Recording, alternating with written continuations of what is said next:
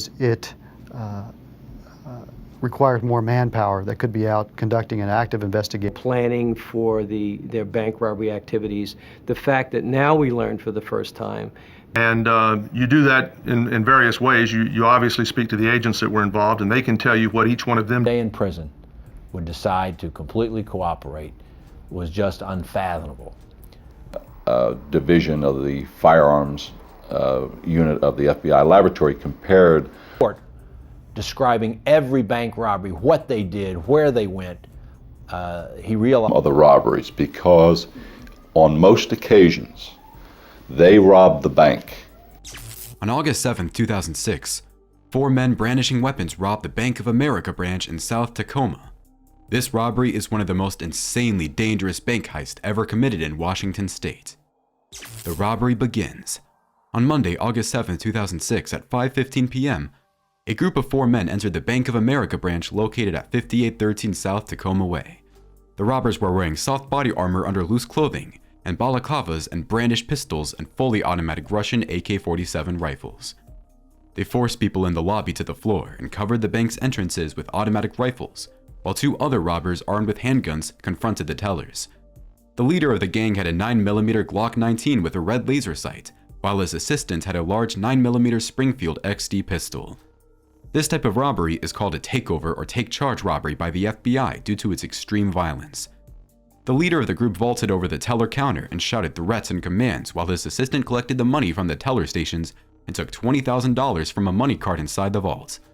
The leader ordered the tellers to only give him stacks of banded $20, $50, and $100 bills and not include any bait money or die packs.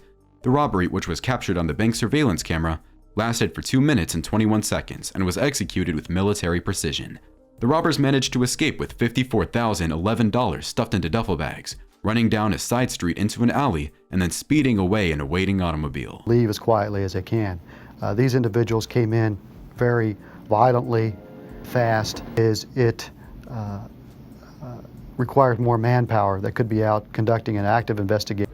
After the Davenport bank robbery, we realized that the same individuals were responsible for both becoming frustrated because the escalation of violence seemed to have been incredible. Entry into the bank vault with 4 people, there's a lot more they can do.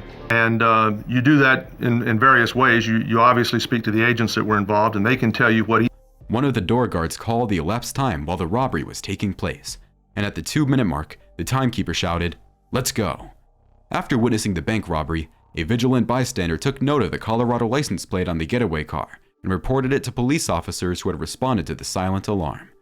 The robbers had removed the rear license plate from the car, but left the front one intact, which enabled law enforcement to trace the plate back to a silver 2004 4-door Audi A4, registered to 19-year-old Alex L. Blum and his father in Greenwood Village, Colorado. Further investigation revealed that Blum was a private first-class E3 in Company C, 2nd Battalion, 75th Ranger Regiment at Fort Lewis. The FBI located the vehicle on August 8th, parked within a fenced parking lot at the Ranger compound, and impounded it as evidence immediately. Undeniable evidence. While waiting for search warrants to be issued for the Audi and Blum's personal quarters, FBI agents received information from Captain Clinton Fuller, the commander of Company C, stating that the entire company had been granted a 2-week furlough on the day of the robbery. Fortunately, Blum's roommate had not left the Ranger compound and provided investigators with some valuable information. The roommate revealed that Blum and Private First Class Chad W. Palmer had been discussing committing a crime and had been meeting privately with another Ranger, Specialist 4th Class Luke Elliott Sommer. The roommate also reported seeing AK-47 rifles, handguns, and grenades in their quarters, all in violation of strict Army regulations regarding the possession and storage of weapons and explosive devices. Witnesses also saw the men in the barracks with bundles of cash on Monday evening. On Tuesday afternoon, FBI agents conducted federal search warrants on Sommer, Palmer, and Blum's quarters in Building 3475. The search yielded distinctive Bank of America money bands, clothing worn during the heist, military-grade body armor, guns, and ammunition. In Sommer's room, agents found 2 AK-47 rifles, along with 8 loaded 30-round banana clip magazines hidden in the ceiling above his bed, 2 pistols, and $10,000 cash concealed under his desk. Blum had $2,300 cash hidden in his room as well. But the best part about it is we have leads to follow. planning for their bank robbery activities. The fact that now we learned for the first time. At the time, I think the decision we made was the right one. That is, we have to believe to where there was no violence attached to the arrest was even a greater relief. Report describing every bank robbery, what they did, where they went. He realized And for everyone there was flowing. Everyone knew something was going to happen. Arresting the accused. Alex Bloom was apprehended by FBI agents at his parents' home in Greenwood Village, Colorado on August 9, 2006. He had left Fort Lewis the previous day, only a few hours before the FBI arrived, and had boarded a Frontier Airlines flight from Seattle-Tacoma International Airport to Denver at 9 a.m. During questioning, Bloom confessed to driving the getaway car and named the other participants in the robbery. He revealed that Luke Sommer had recruited 2 Canadian civilians to take part. The following day, on August 10th, FBI agents arrested Chad Palmer at his parents' home in Chesapeake, Virginia. He had $9,000 in his possession, which he admitted was from the bank robbery. Palmer confessed to being one of the guards who wielded an AK-47 rifle and provided a detailed account of the operation. Captain Fuller informed the FBI that Luke Sommer, who had believed to hold dual US-Canadian citizenship, intended to travel to British Columbia to stay with his mother, Crystal Davidson, in Peachland, a small town of 5,000 on Lake Okanagan near Kelowna. On August 11th, the Royal Canadian Mounted Police, RCMP E Division Serious Crime Section apprehended Sommer in a supermarket at the Peachland Center Mall. He was then held at the North Fraser Pre-Trial Center in Port Coquitlam to await extradition procedures. During his confinement, Sommer provided a lengthy videotaped statement to RCMP investigators, confessing to being the mastermind behind the heist and supplying the weapons. However, he claimed that his intention was to expose atrocities committed by the US troops in Iraq and Afghanistan. Sommer was released on bond by a British Columbia judge on September 17, 2006, and placed under house arrest at his mother's residence in Peachland with an electronic ankle bracelet. Tigra J.A. Robertson, a 20-year-old Canadian citizen from Kelowna, BC, surrendered to the FBI at the Blaine border crossing on Sunday, August 13th. Upon hearing of Sommer's arrest, Robertson's parents contacted the RCMP and informed them that he wished to turn himself in. Their weapons were untraceable. Stay in prison, would decide to completely cooperate, was just unfathomable. Robertson was charged in the U.S. District Court in Tacoma with armed bank robbery on Monday, August 14th, and was released on a $25,000 surety bond with an agreement to return to the U.S. for future court proceedings. Robertson, the second robber armed with a handgun, identified the other man inside the bank as Nathan R. Dunmal, an 18-year-old from Chilliwack who was the other guard holding an AK-47 rifle. An arrest warrant was issued for Dunmal, and he was taken into custody by the RCMP in Chilliwack on Friday, August 18th. He was released on bond, but placed under house arrest until the outcome of extradition procedures was determined. In August 2006, a federal grand jury in Seattle indicted 3 Fort Lewis Rangers, Palmer, Bloom, and Sommer, as well as the 2 Canadian civilians, Robertson and Dunmal. The indictment charged all 5 with conspiracy to commit armed bank robbery, and brandishing firearms during and in relation to a crime of violence. Sommer faced additional charges of possessing an unregistered firearm, possessing hand grenades, and possessing a homemade detonation device. More convicts? 2 additional Fort Lewis Rangers were implicated on the bank robbery case: Corporal Richard Allen Ollinger, age 21, and Specialist 4th Class Scott A. Byrne, age 32.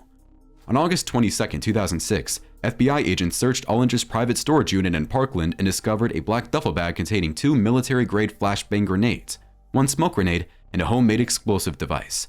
Additionally, they found 2 rifles that belonged to Sommer inside Ollinger's pickup truck. Although he admitted to storing Sommer's weapons and explosive devices, he denied any involvement in the robbery. Ollinger was charged in U.S. District Court in Tacoma on September 22, 2006, and pledged guilty to possessing unregistered destructive devices. He was released to the custody of the 75th Ranger Regiment at Fort Lewis until his sentencing. In a September 28th interview, Byrne disclosed to FBI agents that he had assisted Sommer in planning the heist, but refused to participate in the crime. Although Sommer's original plan was to rob Chips Casino in Lakewood, Byrne suggested they rob banks instead because casinos were considered hard targets. They struck during the day and sometimes twice a day. For a while, they seemed unstoppable. Require stealth, ingenuity, and perhaps a little luck. No one expected to become one of the division of the firearms unit of the FBI laboratory compared to professionals. The way they walked, the way they talked, the way they carried the weapons. and or very recent ex-military of the robberies, because on most occasions they robbed the bank. On November 29, 2006, Byron was charged in U.S. District Court in Tacoma with 1 count of conspiracy to commit armed bank robbery. He pleaded not guilty and was released on bond. However, he changed his plea and on March 9, 2007, pleaded guilty to the conspiracy charge. On the same day, Alex Bloom also pleaded guilty to armed bank robbery, conspiracy, and brandishing a firearm during the crime. On March 12th, Tygra Robertson pleaded guilty to the same charges before Judge Burgess. All 3 defendants agreed to testify against Sommer in court. Sentences are handed. On May 23, 2008, Sommer was handed over to the FBI by RCMP at the Peace Arch border station in Blaine, Washington. Later that day, he was arraigned in U.S. District Court in Seattle, where he pleaded not guilty to the charges. He was then ordered to be detained without bond and transferred to the SeaTac Federal Detention Center to await further court proceedings in Tacoma. On May 27, Sommer appeared before Judge Franklin D. Burgess in the U.S. District Court in Tacoma, where he pleaded guilty to conspiracy to commit armed bank robbery, brandishing a firearm during and in relation to a crime of violence, and possession of an unregistered destructive device, that is, a grenade. On December 12, 2008, Judge Burgess sentenced Sommer to 24 years in federal prison and 5 years of supervised release, which was agreed upon by both parties. Judge Franklin D. Burgess presided over the sentencing of the remaining bank robbers. Chad Palmer was sentenced to 11 years in federal prison on December 16, 2008, after pleading guilty to armed bank robbery and brandishing a firearm during and in relation to a crime of violence. Tygra J.A. Robertson, a Canadian citizen, was sentenced to 12.5 years in federal prison on February 20, 2009 for his involvement in the bank robbery. Richard A. Ollinger, who stored explosive devices for Sommer, was sentenced to 5 years of probation on February 27, 2009. Finally, Alex M. Bloom, who drove the getaway car, was sentenced to 6 months in federal prison on March 13, 2009, who also received 5 years of supervised release. That's all for today, folks. See you next time.